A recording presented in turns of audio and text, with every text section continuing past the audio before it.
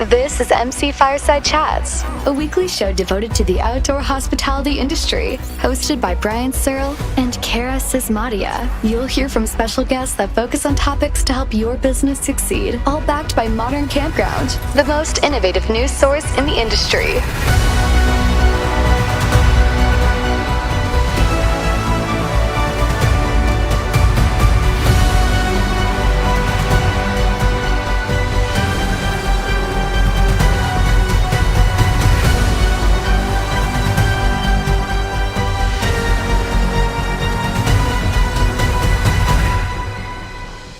Welcome, everybody, to another episode of MC Fireside Chats. David Smith joining us right when I'm trying to do my intro here. You threw off the whole rhythm, David. Brian Searl with Insider Perks. Excited to be here with you for another glamping-focused episode, week 2. Super excited to have our recurring panelists here. Zach is here. David's here. Hopefully, Ruben will be joining us. Connor Schwab couldn't make it this week, and maybe Irene Wood will come too. They just like to pop in and surprise me at random intervals. That was the best one, though, David. Like, you hit the timing literally like right as soon as the intro ended. So good to have David here. And then we've got a couple special guests with us too. So Sharen and Tony Turner, I got to look at my notes and cheat here, right? So Sharen and Tony Turner are from Glamping Retro, and they're going to talk to us about their one-of-a-kind amenities, their glamping business. And then we have Adrian, is it Passos? Have I pronounced that right? Passos? It's Passos. It's Passos. From just outside of London, right? Yeah, so we're at Royal Tunbridge Wells in London, and this is my wife, Claire. Nice to meet you, Claire. Thanks for joining us as well from Caracol Glamping. So they're going to talk to us a little bit about their operation over there. I miss London already. Like, I'll tell you, I was there for the Christmas markets in December. Oh, wow. Well, I flew into London, and then I went to the Hyde Park thing, and then I went all over to see the other Christmas markets in Germany and France and stuff, and came back to London. Yeah, good time. Yeah, I liked it. But I want to explore more of the countryside in England. That's my goal. Okay. So, come and see us. Yeah, come visit. I'm getting there as soon as I have time. So, all right. Well, what's on before we get to our special guests? Let them introduce themselves. What is on anything come across your desk, Zach? Since you haven't been here for 2 months, anything that you feel is important, or David that you feel is important we should talk about? No pressure. I think the only thing I would say is on the development side. We've been so heavily focused on kind of the southern United States, especially southeastern United States. And it seems like recently, I just keep getting more and more inquiries from northern states, northern areas, things I think most people wouldn't have on their radar for glamping. Yep. And it's brilliant. We just wrapped up development on a property in New Hampshire. We got full unanimous zoning approval, and we've been having some investment discussions, and that was why here, why this area? Well, because there's nothing for 100 miles anywhere around. So a lot of those northern states are kind of catching up, I think, and becoming hot areas for glamping. So that's been kind of surprising. But I'm excited about it. And I don't mean to interrupt you, but do you think that that's specifically related to the perception that maybe the Northeast is harder to get permitting for because they're heavily regulated or more heavily regulated? I mean, that's what I think in the beginning, somewhat, yeah. If you're a developer, investor, you got a choice between low-hanging fruit and an area that wants it and encourages development, and an area where maybe it's going to be a little more difficult. Obviously, you're going to focus your resources on the ones that can be done quickly. But I wouldn't say that some of those areas are really that difficult. Our experience so far, and maybe it's our approach that we take it a little bit differently. But I think, for the most part, most of these sites, the counties have been very excited about it, and anything that brings tourism and a draw, or gives people a unique opportunity to experience something different, or will bring people to their area. Overall, I would say our reception's been really, really positive everywhere that we've looked at. I think the bigger factor from an investment perspective is how seasonal is it? I think the perception has been, it's northern states, it's cold in the winter, you're only going to be able to operate 5 months out of the year. And part of that has been a challenge for us. We do look at different types of units and different, take a different design approach to it. Yeah. because it's still possible to do year-round glamping even when there's 2 feet of snow on the ground. But we do have to be a little more creative and look at those unit types and I guess experience different. But honestly, it opens up a whole new world. I think a lot of glamping resorts, especially when it comes to amenities, they kind of look at the same things, right? You're going to have hiking and mountain biking trails. You might have, water that you can do kayaking on. That's great. But every well-appointed glamping resort that's out there has those things. Where else can you go and rent a snowmobile for the day and go out and ride, 40 miles of frozen lake and shoreline and come back to a nice warm glamping hut? Where else can you take a moon bike out for an hour and feel what it's like to jet ski on snow?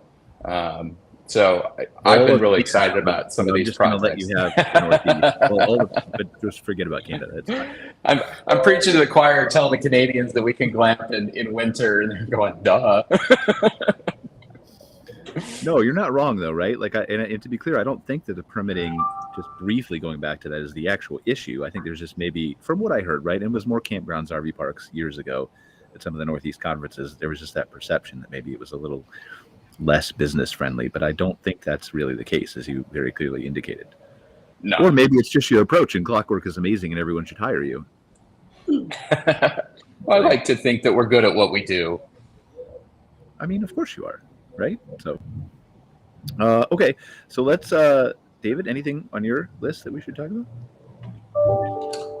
No, I mean, I think for me, I'm always, as you know, I always really try and zoom out and think about, where glamping is, outdoor hospitality is within the context of the broader travel tourism market and cycle. And I think in the last month, we've sort of seen more evidence of what I was talking about on our last call, which is that the market is kind of turning a corner. And in the US, we've had there's really just been this incredible run in drive to leisure in general, whether you're in the Northeast or where I am in California. A lot of these drive to markets have just had really unbelievable rate growth, occupancy growth since the early days of COVID. And there's always been this question about, what is like the new normal? And I think we've seen more evidence in the last month that things are normalizing, and that data is showing up everywhere. I think RV sales are down something like 50% year on year versus last year. And then, more on the glamping side of the industry, or sorry, not on glamping, but just in kind of drive to leisure in general, we're definitely starting to see occupancy and rate and RevPAR, as they call it in the hotel industry, leveling off in places like Napa, Sonoma, and some of the, even some of like the really hot vacation rental markets, like in the Blue Ridge Mountains. So demand is leveling off, and I think the question now is, where does it restabilize at? And I think that'll be a really important question for for the space that we're all involved in as well. But I think all of us on this call we've talked about previously. I think it's important to be aware of that stuff, but at the end of the day, the only thing that really matters is for your own business, is what the local dynamics of your market are and whether you're delivering an experience that's differentiated and will stay relevant in, whether it's a good market or a bad market or a great market. Setting yourself apart. Right. Yeah. So let me ask you this, and I just want to touch on it briefly, and then we'll get to our special guest, because I read an article. I know some of us, I think, Zach, you used AirDNA before. We've heard that. I've used it. So I read a report. I think it wasn't about our industry, glamping, but it was about vacation rentals, as you just touched on, David. Specifically, I think it was citing an owner on the Jersey Shore there, right, where it's normally a big vacation rental area. And they've had an Airbnb for a while, but they talked about how this summer it's just not filling up and they're not getting the guests, and it's not.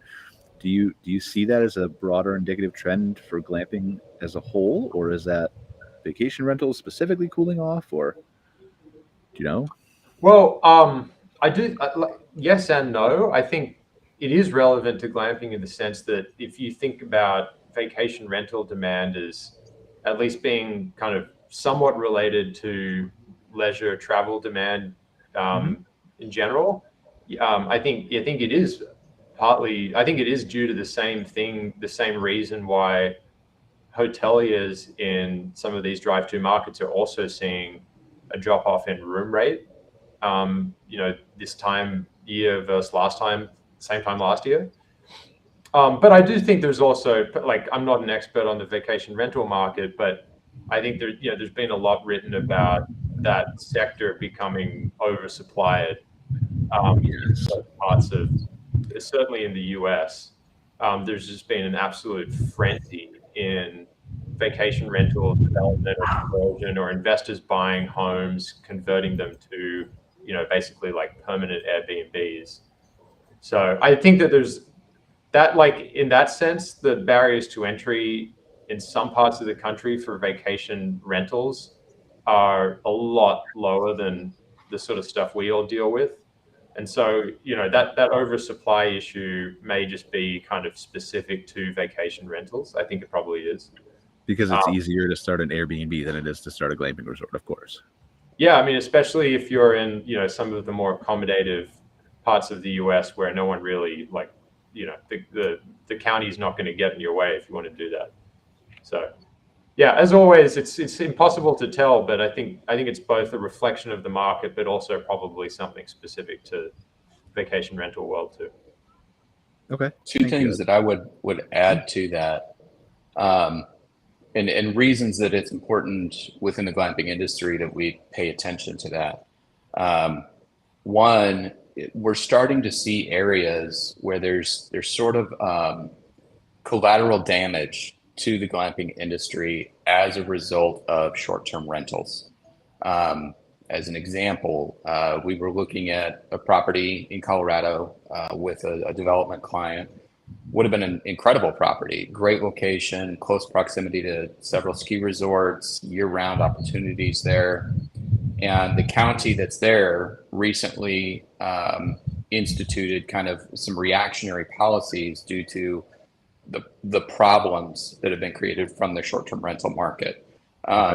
There are no longer any cheap rental houses. All the seasonal employees, everybody that works at these ski resorts, they come up, they rent a house, they put 15 people in it, so they're each paying $300 a month.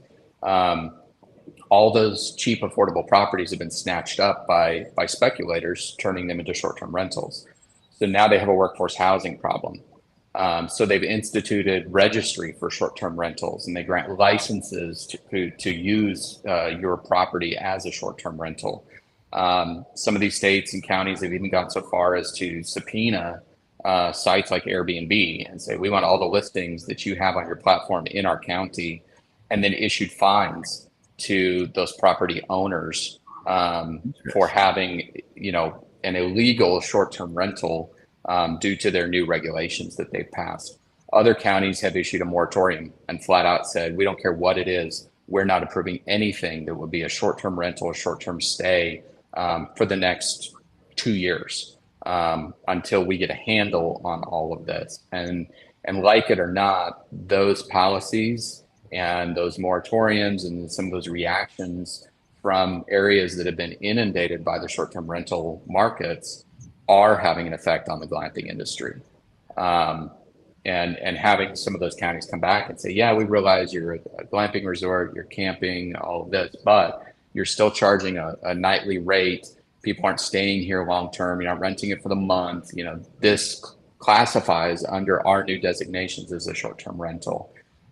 So I think it's important to keep our finger on the pulse of that. The second thing I was going to add to it, and sometimes I feel like I'm beating a dead horse, but I think it makes it all the more important that within the glamping industry, we understand that we are not in the business of accommodations. Like, everybody say it with me, glamping is not about accommodations. Glamping is about a hosted experience. And so when we compare, looking at that saturated market, we look at, rentals that are dropping off, why are we not seeing that in the glamping industry, or should we be worried in the glamping industry? Because you offer a unique experience. Right. And I think, eventually, yes, we're going to hit a saturation point in this industry as well. But the thing that's a differentiator for a glamping operator or resort is that you are offering more than an accommodation. And so the thing I think that's going to make this a more resilient industry, as opposed to just, Airbnbs or short-term rentals, is that piece of it. So if you're a glamping operator and you're not offering anything more than accommodations, then yes, you should be worried. But I think a majority of the properties, especially very unique properties that are out there, they're focused on a specific landscape feature, an activity that can be done, beyond just the usual stuff that we see. But that's the business we're in, is experiential hospitality. And I think that's what differentiates someone who's seeking a glamping adventure versus, someone that's maybe just looking for a place to stay for the night. Do you think that, and I apologize, Adrian and Carol, Sharen and Tony, I promise I'm getting to you. I didn't intend to go down this kind of direction here, right? But I just want to finish the conversation. Do you think that in some ways, this problem you're describing with people with an oversaturation of vacation rentals and how it might or might not impact glamping, obviously it is in Colorado, and certainly it's not hard to imagine that it's impacting it in other districts, cities, states around the country that are dealing with the same kind of influx as that area was. Do you think that in some ways an economic recession or reset or whatever is going to happen to us here, however small or big, might end up helping that in some ways, because it will reset some of the over embellishment or zealousness or zeal, I guess, I'm trying to look for the word, that people are just coming in and buying these houses at inflated prices and renting them out at inflated prices? Do you think that helps perhaps long-term our industry? I'm trying to find the best way to give the politically correct answer on this. I view it more like a Pandora's box. In the U.S. at least, where government doesn't typically get smaller, things get bigger, and so I think once that regulation is out there, I don't see it being rolled back or repealed. It may adjust, it may eventually become a little more friendly, but. That's what I think I mean is the adjustment, right? Like, because right now, as they said, like there's a hard stop for a year or 2 years. But if we go through a period where there's a lot of rentals that exit without even legislation, and there's not as much, like I think maybe that helps us in 2 years get a differentiating, like maybe an addendum to the bill or an addition that says, glamping is a little bit different or experiential hospitality, right? I don't know. It's speculation. Yeah, I think. And honestly, I'd be interested in hearing Adrian's perspective on this, because, again, in a lot of ways, I look at the U.S. glamping industry as somewhat still in its infancy, right? We're in the first 10 or 15 years of this kind of trend. I know the U.K. especially is a lot more established when it comes to that. And I'm sure they're on the backside of that very question. But I do think, as the industry becomes more established, as people become more aware of it, more familiar with what it is and what it isn't, I do think that, not necessarily a repeal, but I think there will be more public support for people stepping forward and saying, look, that's not what this was about. This was about Airbnb. This was not about squeezing out this, couple that wants to build this wonderful place that would be an incredible experience and bring people to our area. So yes, I think, like all government, we have ebbs and flows. We swing one way and we swing back the other. So I think we'll get there, but I'd be interested in hearing, kind of a deeper industry perspective from Adrian on that. Well, look, the UK planning process is incredibly difficult, as it sounds as if it is in the US. We went through a year-long process, and literally our business is small. We've got 8 bell tents in a 3-acre field, and that is it. It is a small business. The process that took to get through was a 140-page document to the local council. And a year-long process, and we have to jump through all sorts of hoops. So it's incredibly difficult, and I think that's just governments across the world are probably got the same things in place. It's just incredibly difficult trying to get a glamping business off the ground. Do you think that's because our industry is newer still and they just don't understand it, or? It's not that new in the UK though, is it? Right, that's what I'm... No. That's why we're asking. Yeah. So in the UK, it is quite a saturated market, and there's loads and loads of different unique offerings like tree houses and glamping sites and cabins. You know, there's so much out there. And during the pandemic, a lot of people were jumping on the bandwagon and just setting up glamping businesses, but they didn't necessarily have anything unique to offer. So I think they're sort of falling by the wayside as demand drops. So yeah, it's quite a volatile market in the UK, I think, as well. So tell us a little bit about Caracol Glamping. So we set up 3 years ago. It's been a long process. You know, we were both working full time last year. So this is our first full year. So we eventually got open in April. Again, it's a seasonal business. Our license only allows us to open for 6 months of the year. That's part of our planning conditions. And obviously climate as well in this country is you'd only really want to be camping where we're located. We're in a historic town just outside the historic town of Tunbridge Wells. We're linked to a local farm shop, so we've got a local connection there. So any people who are visiting our site, we encourage to visit the farm shop to encourage custom buying local, you know, we're in an area of outstanding natural beauty.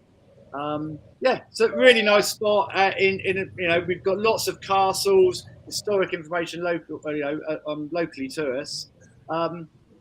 We've got a really good location, but business is tough as it is everywhere. So tell me, how did you get in? I'm just curious, how did you get into glamping? Was it like a thing that you always wanted to do? Were you just on like the tube or a double-decker bus, paging through a magazine? You're like, yes, that's what I want to do. No, we just like the outdoor lifestyle. We've said it for many years that we love to set up a glamping business, and we never had the opportunity before. We didn't have the finances in place, and we were looking to see how we could do it.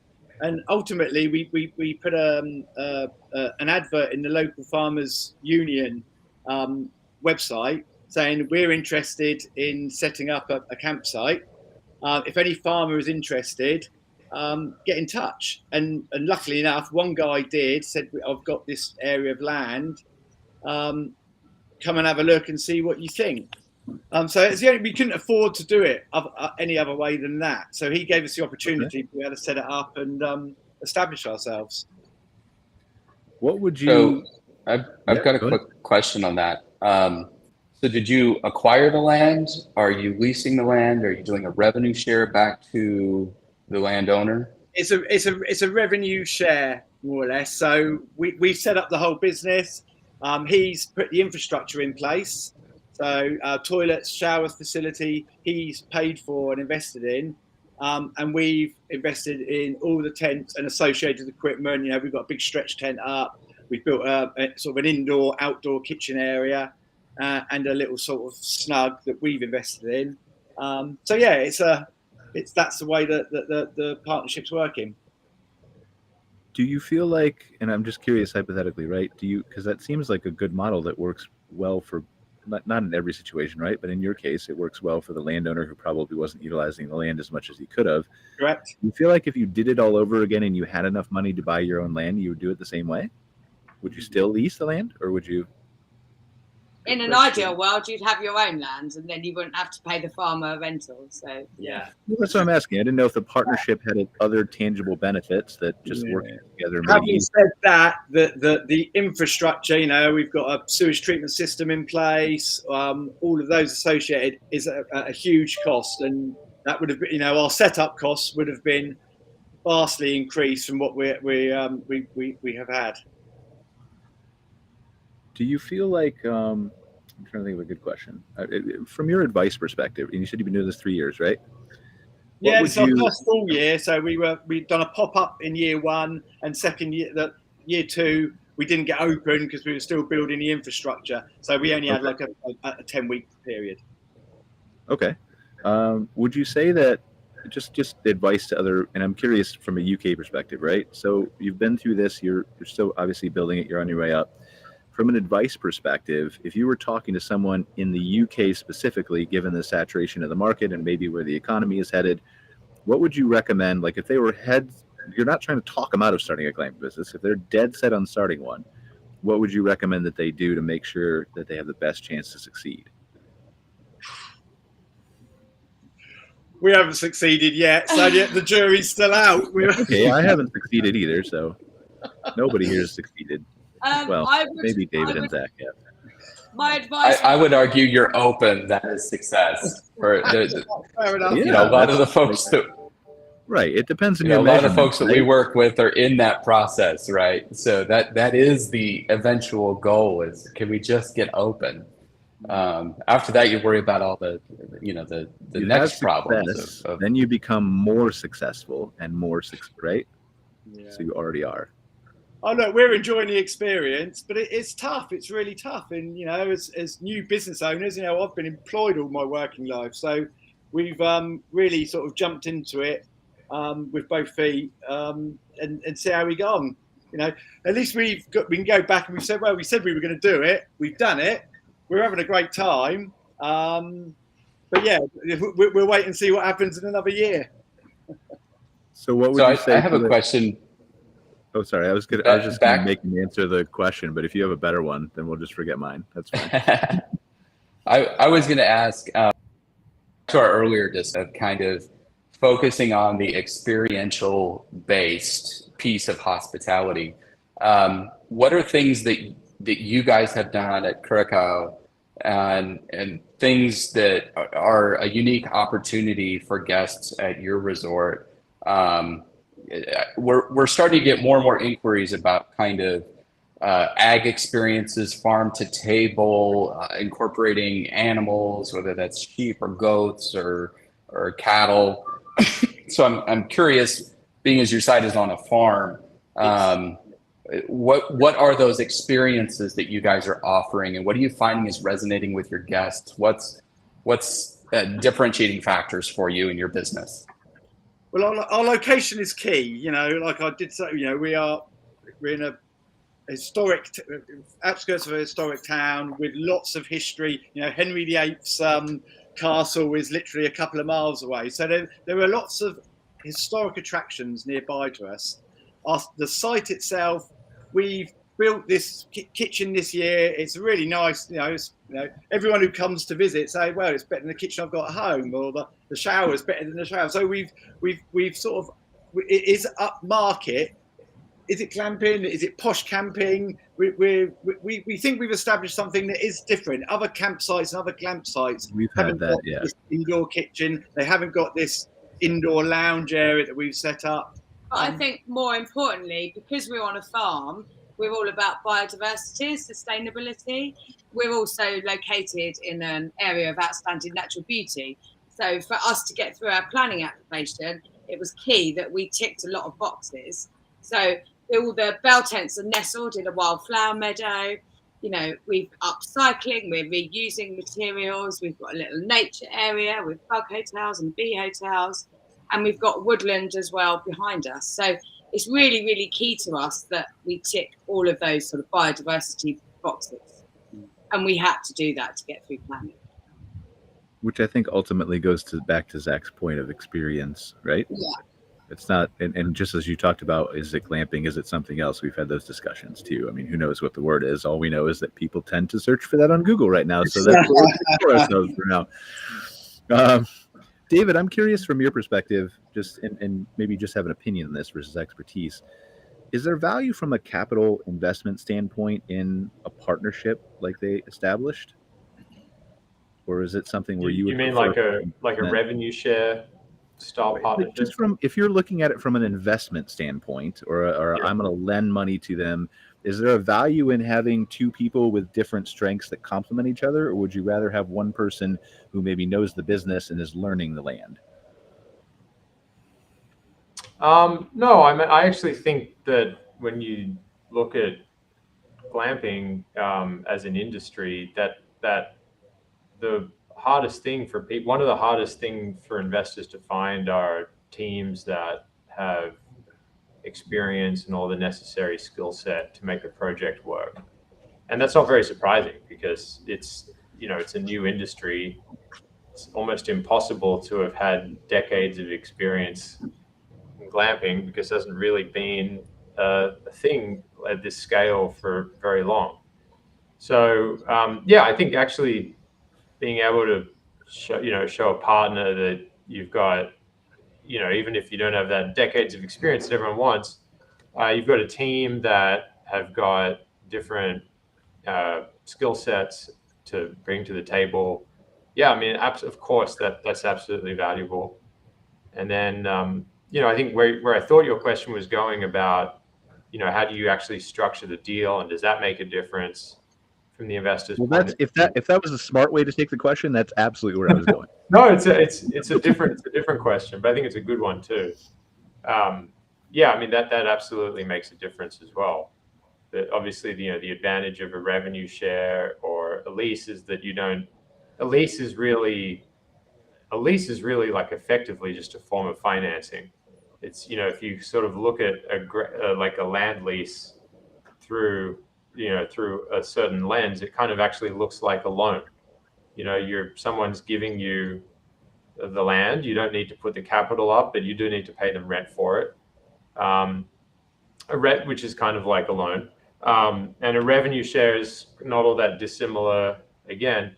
So I think that can be valuable to an investor because it means the return on capital opportunity is higher because you just don't have to put up as much capital.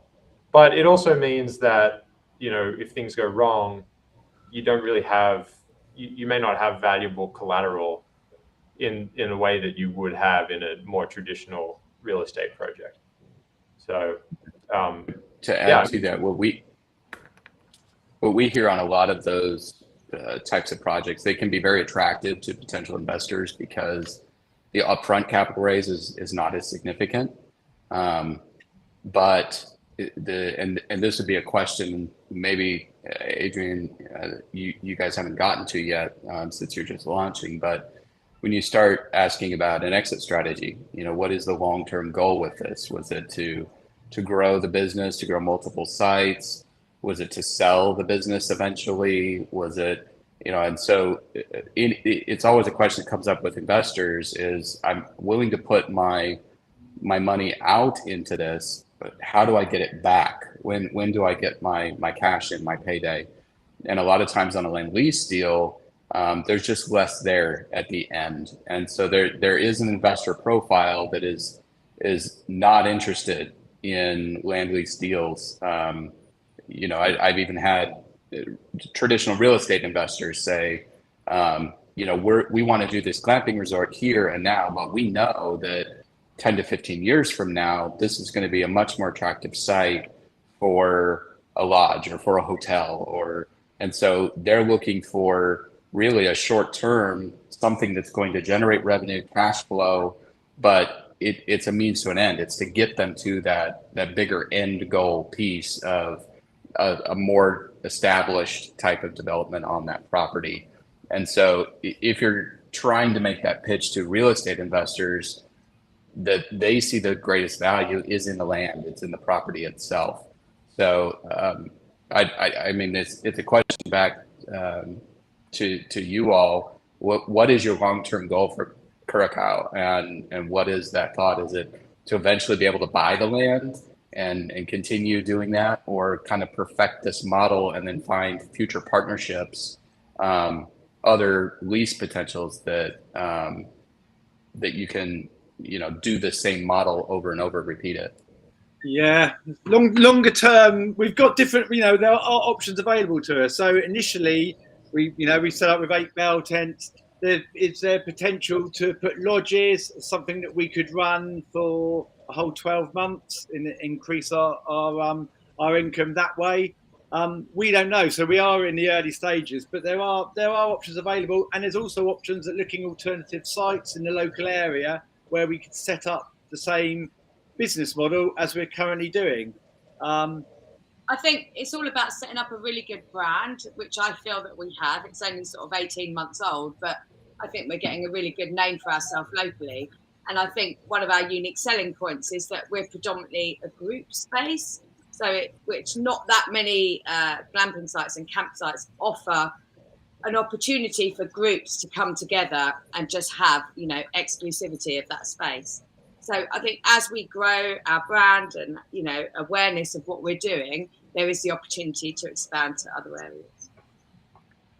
Awesome. Thank you so much. I want to give Sharen and Tony a chance to talk here since they've been super patient with us. But before I do, Horizon Outdoor Hospitality is the sponsor of the show. I always forget to do this at the beginning, sometimes in the middle, and then they get pushed to the end. It's not just Horizon, it's everybody. My brain is just 25 different places. So super excited for Horizon Outdoor Hospitality to be a sponsor of our second week glamping show. They are focused on, as you can see, elevating assets in the outdoor hospitality industry with their RV park management glamping resort company. Scott Foos and his team do a great job there. So definitely I would encourage you, if you're looking for something like that for your business, to reach out and give them a shot. So, okay. Sharen and Tony, Glamping Retro, not retro glamping. No, I keep wanting to call it that. But Glamping Retro. How did we get started? Well, we actually, my wife and I had moved to East Tennessee and everything, kind of semi-retired, and our daughter and son-in-law was a few hours away, and we were over there one weekend, and they said, "Mom, Dad, if you guys start a business again, we'll move closer," because they had our first grandchild. Oh, what a carrot to dangle in front of Mom and Dad. That's mean. Yeah, that's it. We don't want anything to do with you, but if you open a business. Yeah, you open a business. So lo and behold, 3 years later, we come up with the idea here, and we put it together and looked at what was going. We originally were actually looking at a campground and developing a campground, and then we said, the thing popped up, and so we have an Airbnb also that we'd worked with, and so my wife says, "Why don't we look at the glamping thing?" So we did, and here we are, and they've moved closer, and it's a family business we're running, and we do the glamping, but we also kind of being diversified. Adrian mentioned about it, doing groups and everything like that, like corporate meetings where they can come and get together and everything. But we're actually set up where we do a wedding venue, and with it as well. So we're not just solely, relying on the glamping side of it. So tell me, what sets Glamping Retro apart? What is the experience that people are having here? Location. I don't know where you're at. You got to tell me. Like, I probably could. If I was the smart host who did his research before actually popping up here and just talking, then I would know. But sorry. So we're 45 minutes north of Asheville, North Carolina, and we're 30 minutes south of Johnson City, Tennessee. And basically, Gatlinburg's like maybe an hour and a half, 2 hours from us. Yeah, that's a beautiful area, Tennessee. Yeah. We're on the northeast side. We're up. We're right in the mountains. When I say, we're a little over 3,000 feet up. Our facility is, and it's up there. We've got waterfalls all over. There's swimming holes there. We've got the Appalachian Trail that's there. Of course, we've got whitewater rafting. There's just a lot of activities in the urban area, and the development here has been developmental board here has been real accommodating. Wanting new businesses like this. And it's been very welcoming, for us and everything. Unlike, I know Adrian and sounds like they had a lot of struggles in getting started. Ours was much easier, receptive, I should say. So tell me, I'm going to give you a hard question here, right? And just because Zach mentioned it too. So like everybody's got the hiking trails and the waterfalls and whatever else. So is there something that you put your hat on that Glamping Retro is or wants to be? Well, I think is the personal touch that my wife actually does with everything that's there. There's I don't want to give it all away, but there's just a lot of small personal touches. We have honeymooners that come in. We have newlyweds or families or whatever like that. It's putting all the little extra things in. When kids come in and everything like that, put kites into place and we have 16 acres. There's 9 units up there. We have 3 houses, 2 airstreams, and 6 safari luxury tents. All the tents and everything have full bathrooms, full kitchens, everything. We have mini splits on all the units. It's not all. We actually, I think about all but 2 of the tents. 2 tents we still have rustic. Those 2 of them there, primitive. It's all right on Spivey. There's we have a creek that's there. That all the units are backed up to the creek, and then we've got a pond that we dug out, a little waterfall there. But then there's actually larger natural waterfalls. Okay, very cool. For the personal touches, I think that's what people have commented and have really, the little touches that are done there. I mean, she puts makeup remover stuff. It's just everything, it's just like you're left. Yeah, the little things are what add up and make the experience. We just tell them, bring your food and your clothes. That's all you need. Everything else is there. And, the guests are pretty shocked because we have soap, shampoo, conditioner. Basically, all they have to do is bring their food.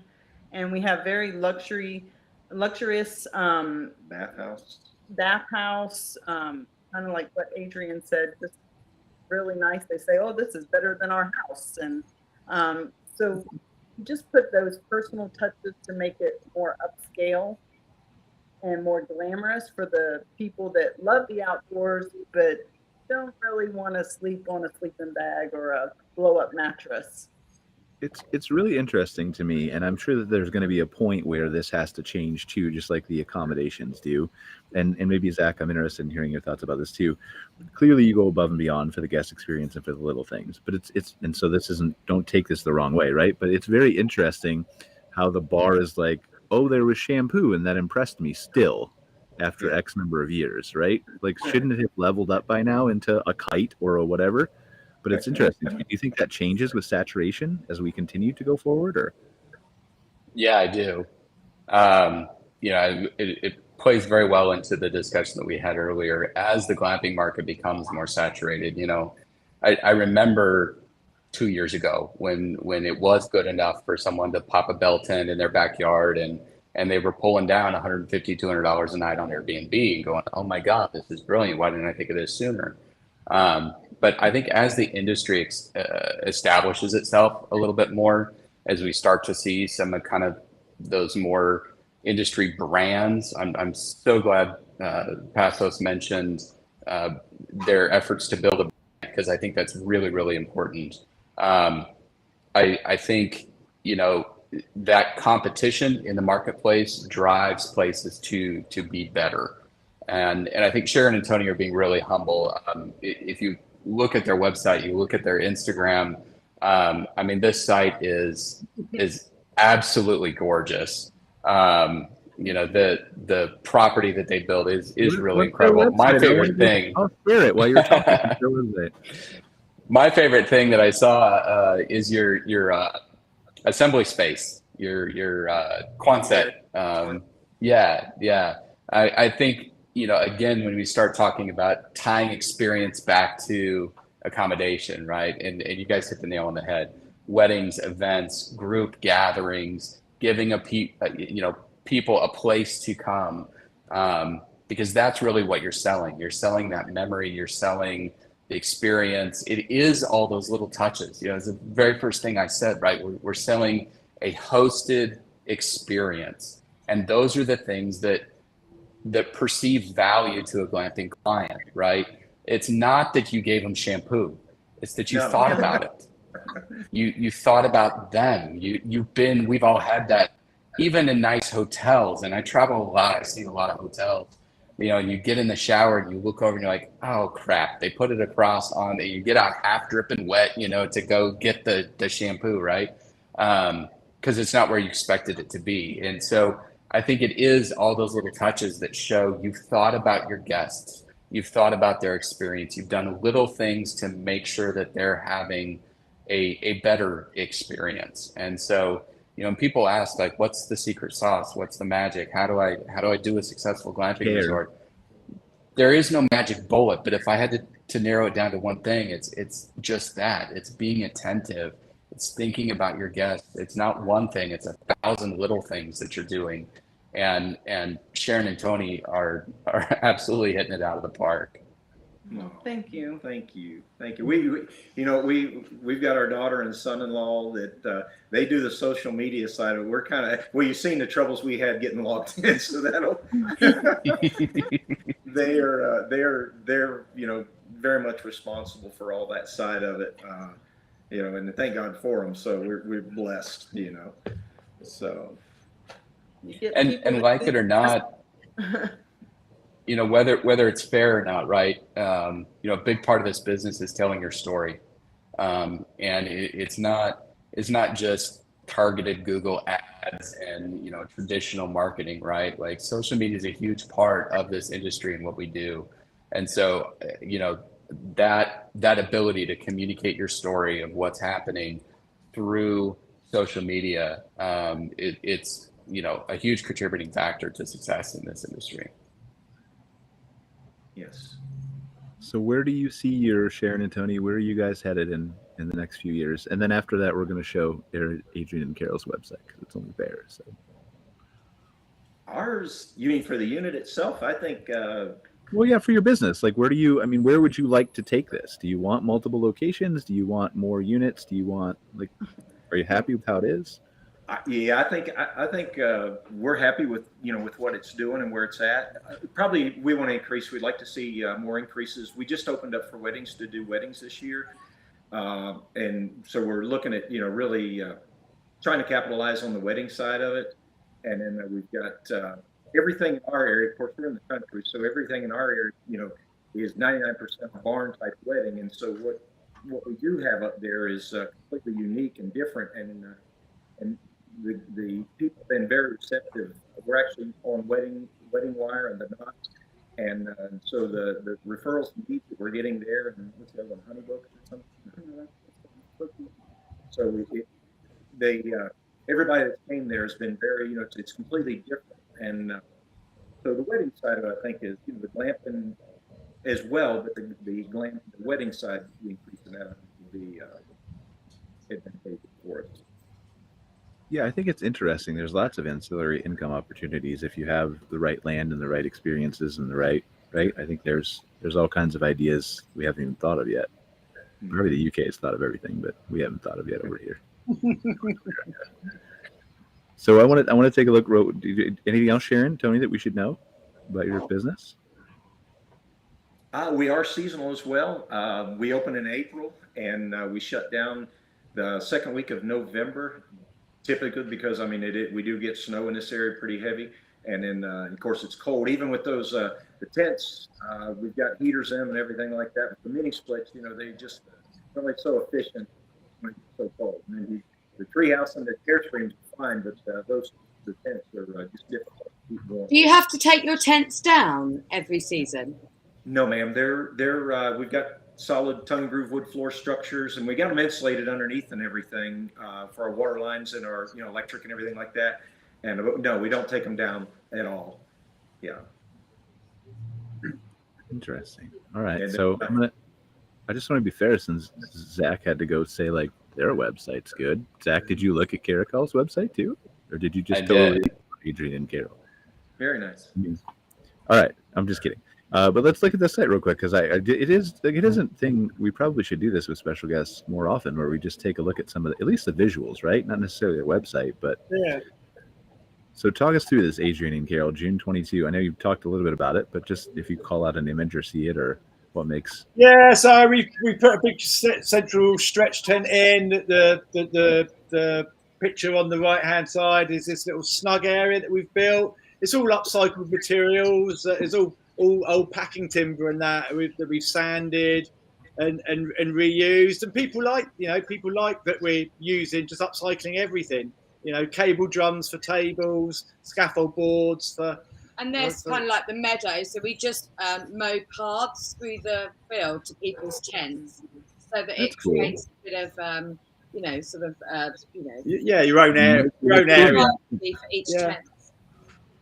Yeah, and it's all it's planted wildflower meadow. It used to be the farmer had asparagus fields and previous to that. So and these are the facilities, real upmarket toilets and showers. They're nice. And again, local area, some images of the local area of various castles. Well, that's curating, right? Curating the experience, like we were Yes. talking about, all leads toward this makes it easier for me to pull the trigger and stay here. Yes. Maybe I've never been to absolutely. this area of England, but now I know, right? So. Yeah, and All I right. think Thanks for putting that up. seeing that big field picture too, it makes me think back to the discussion on the ground lease versus acquisition. I think that's one of the real benefits to a partnership, shared revenue ground lease piece is, when you're acquiring land, I think a lot of times you feel like I have to maximize this, right? I have to use every last buildable square foot of this because I have sunk cost in the acquisition of this property. And so now I need to build enough units and maximize my potential revenue by developing this entire property.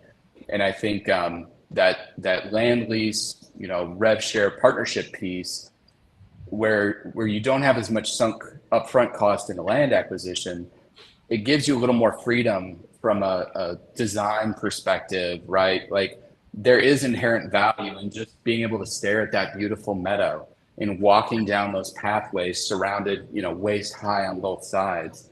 And so I think that's, maybe one of the unintended benefits, but A different real perspective. advantage to, just to having a little more land to work with, right? And not feeling like we're so burdened with the debt we took on to purchase this property that every last square inch has to be, rev share or revenue producing, that, it's okay to say, what, we're going to leave this 5-acre tract and its highest and best use is exactly how it is.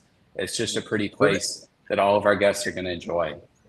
I think there's more to that too, right? So let's pretend that it was just the farmer who had owned the land for 20 years. I think the outside perspective, as we're talking about, changes how you imagine the glamping fitting in and how you, right? If you've been looking at that same plot of land, maybe you have a vision for it, but maybe it's not the best or the most creative because, right? And so I think that partnership also lends that to working well together in some cases too. The farmer, we who often rented the land off, didn't have a clue. He didn't know what he wanted to do with it. He was leaving that Right. ground fallow for the next 5 years because you have to plant asparagus in cycles. So it was doing nothing. He may have put a couple of horses on to graze, but that was it. So he was thinking, well, how can I generate more income from this land? And obviously, that's where he said, well, okay, how Right, about? but he needed you then, is my point, right? Yeah, Yeah. absolutely, yeah. So I think there's value in just sometimes you hear the same thing with us working with marketing, right? Like I'm too busy, or I've never stepped back and look at my business from a 20,000 foot view, which is way more than marketing, right? But it's just that different perspective of that outside idea or conversation, or working with an architect or working with somebody like David from the Capital Experience. He's talked to so many different people. I think that's extremely invaluable, even though you can't really put a dollar amount on it. I can. Fine, Zach. Ruben, kill the end of the show. That was my grand crescendo of, and now it's over. I'm just gonna turn off my camera. No. I mean, to echo your point, though, I think it is important to get some of those outside perspectives. As an example, I was on a property last week, and there was one area that was really, it had incredible views out over the mountains of North Georgia, and there was a creek that was there. It was just absolutely gorgeous, very, very picturesque, and the property owner that we were walking with, he said, I think this is the perfect spot for a really luxury, super elite, this is our presidential suite. It goes right here. And I asked him a question. I said, well, what if we made this something that was communal instead?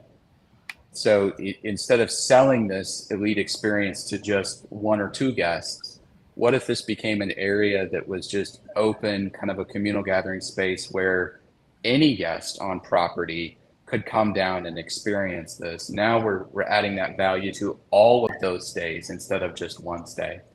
And he's like, I've never thought about it that way. Like, again, it is kind of the greedy revenue. I'm a dollars and cents person, right? Like we're going to get this property and this is the best way, or this is the only way I've thought about it before, that this has to be some incredible luxury unit, right?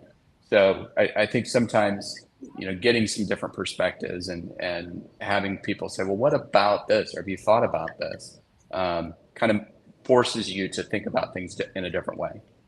I'm excited to see where the industry goes in the next few years and beyond here, right? Because you're talking about more of those people will come into the industry. More of those people will have the ideas like you're talking about, Zach. You'll have more of those ideas. David will have more of those ideas. Sharen and Tony and Adrian and Carol. But then there's going to be new ideas on top of that we can't even imagine right now, that come from the experience that's being laid as a foundation now. And I'm excited to see a future where those ideas come to life too. Yeah, for sure. I mean, nobody else needs to be. That's fine. You can all just leave me hanging. Well, what we're seeing too is over in the towards Gatlinburg and that area over there. You're seeing some of the more corporate-sided investing into small rental properties, kind of glamping type stuff as well. Not just individual investors like homeowners. The corporate side is really is kind of jumping in the bandwagon as well.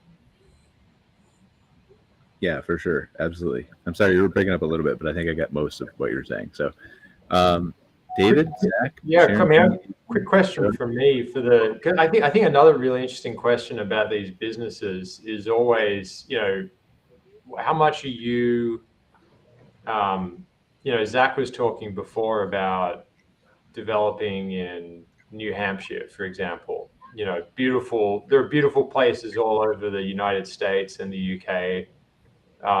And some of those beautiful places are on the radar of the traveling public already, and some of them are off the radar, and some of them are at the edge of the radar.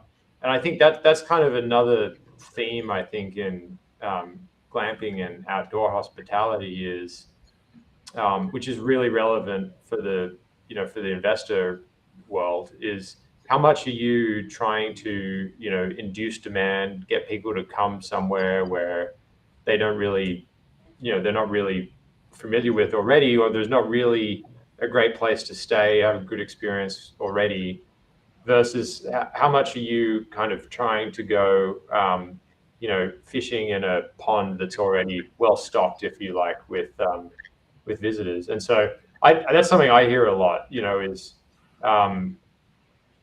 we kind of feel like we're doing not just marketing for our property, but also sort of destination marketing for this entire area, because we're trying to help put it on the map. And I think that's a really, I think that's like a unique value add for glamping, because kind of like what you were saying, Sharen and Tony, I think there's probably a lot of places in the US where municipalities welcome that activation, because it helps create more differentiated experience that they can use as an advertisement for the whole area. But it also, it just means there's one extra piece of lift required for the marketing that, the more boring kind of highway side motel doesn't really have to worry about so much, because they're just catching people because they're driving by. So I was curious, for both Sharen and Tony, and for the Passoses as well, how much do you feel like for your property, you're trying to wave the flag and advertise not just the property, but the whole area that you're kind of embedded within? Well, we signed up to Visit Kent membership last year, just when we sort of started off. We were lucky enough in May to go to the Houses of Parliament with Visit Kent to, promote sort of sustainable tourism in the area. So that was a really good opportunity to meet sort of local stakeholders and partners in the tourism industry that are all trying to do the same thing to promote Kent as a destination.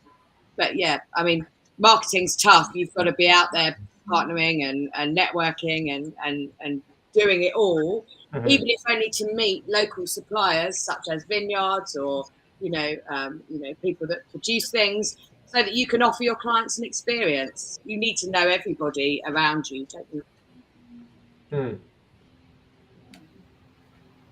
Yeah, I mean, and we've only got we're over time now, but just as a nod to Zach, AI, because he was waiting for me to say it here, right? Like when you're talking about marketing, though, we've actually had this conversation with our clients. Now that you can use these new tools that allow you to be more efficient, we've talked about promoting the area and writing blog posts about the local waterfall that nobody knows or maybe doesn't even have a name yet, or the hiking trail, or where to go bird watching, or where to, right? And so all those things can now be done, I think, with a little bit less hassle and a little bit less time devoted, and allow you to kind of curate that experience. And I think that's even more important with glamping when people are looking to have that outdoors nature. What do I do in this 3,000 feet up on a mountain experience, right? So I think there's a big opportunity there for people who embrace that style of marketing with or without AI. Any final thoughts? Anybody else have anything? All right. Well, thank you, Adrian and Carol. Appreciate you being here all the way from London. I know it's late over there, so we'll let you guys go on time if we can. Sharen and Tony, appreciate learning about your experience up in Tennessee. I'm looking forward to maybe we can have you back later on for another update. And then David and Zach, as always, for your expertise, wisdom, and all the things you continue to share on a monthly basis. We will see you guys next week for another episode of Fireside Chats. Take care, guys. Nice one, guys. Thank you. Thanks for watching this episode of MC Fireside Chats, hosted by Brian Searl and Cara Sismadia. Have a suggestion for a future show or want to see your campground or company as part of an episode? Email us at hello@moderncampground.com. Join us next week for another episode. And don't miss the latest outdoor hospitality news and commentary from around the world at moderncampground.com.